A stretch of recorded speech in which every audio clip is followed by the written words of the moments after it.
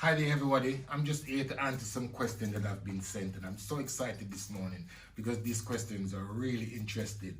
So I'll just start off with the first one, and the first one is that what did I do the first thing after investment on Dragon's Den? Well, I went home to see my mom, of course, because she was the one that really inspired me after my grandma.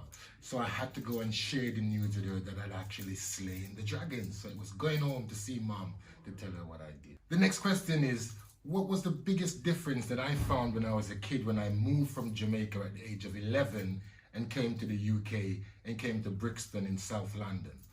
Well, for me, it's got to be about the food. I miss the food so much, especially my grandma's cooking these natural, fresh herbs that she used to send me out in the garden to pick these herbs to make her favorite ackee and saltfish, which is Jamaica's national dish. So those memories will always stay with me about how my grandma taught me to cook with these fresh herbs and her inspiration.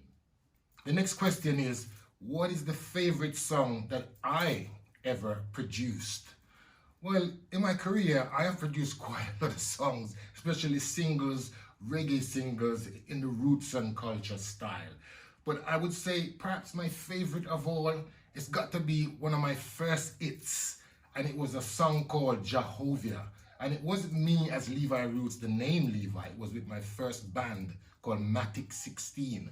That was when I was with two brothers called Patrick and Buttons, and you may see them sometimes in the UB40 videos, because when we split up as Matic 16, they went off to join UB40, and of course my career and life sort of went a different way. So I would say Jehovah from Matic 16, my first band. Well, the next question is, who are my idols? Well, I have many idols, I've been inspired by a lot of people, but I've always said that your best inspiration or your best role models are the ones that you've actually met, to make sure that when you meet them, it's not the old thing that they say, never meet your heroes because they never turn out to be what you expect. But I'm lucky that, my heroes are ones that I've actually met. And the first one is the great Bob Marley. Obviously, because music is a dear thing to me. He inspired me to change my name and to become a Rasta and everything like that. And my next one is the great Nelson Mandela, who, when he came to Brixton, my local Brixton where I live in South London, many years ago, I was there to sing Happy Birthday, Mr. President, to Nelson Mandela. Now that's a piece of history. And of course, the next person that inspires me a lot, and I talk about her a lot, is my grandmother, who taught me everything to cook, and that's why the sauce is dedicated to her, and her name was Miriam Small.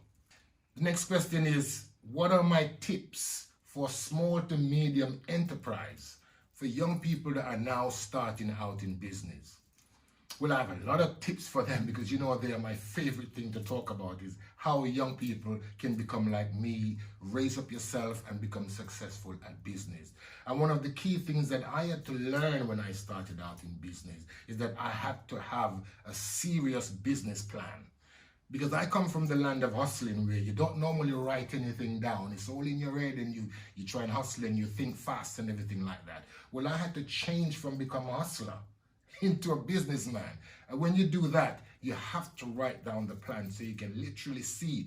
Especially if you're going to want somebody else to invest in your idea. You definitely need to have a plan. So that would be my top tip, to have a plan. And my second tip to go with that is that second plan about your own self. So it's not just about the plan about the business and about the idea. It's about that plan about fixing up yourself and getting yourself ready to be investable, ready for business. Respect. Okay, guys, this next question is one of my favorite questions. It is, would I ever produce a rum or say an alcoholic product, maybe with rum in it? Well, as a Rasta man, I've always said that your integrity is really important about who you are and about what people are actually buying into. And I do think that when people sort of dig a little deeper into Rastafarianism, they will see that alcohol is not really allowed to be promoted. So I think I would be shooting myself a little bit in the foot if I was to start doing alcohol.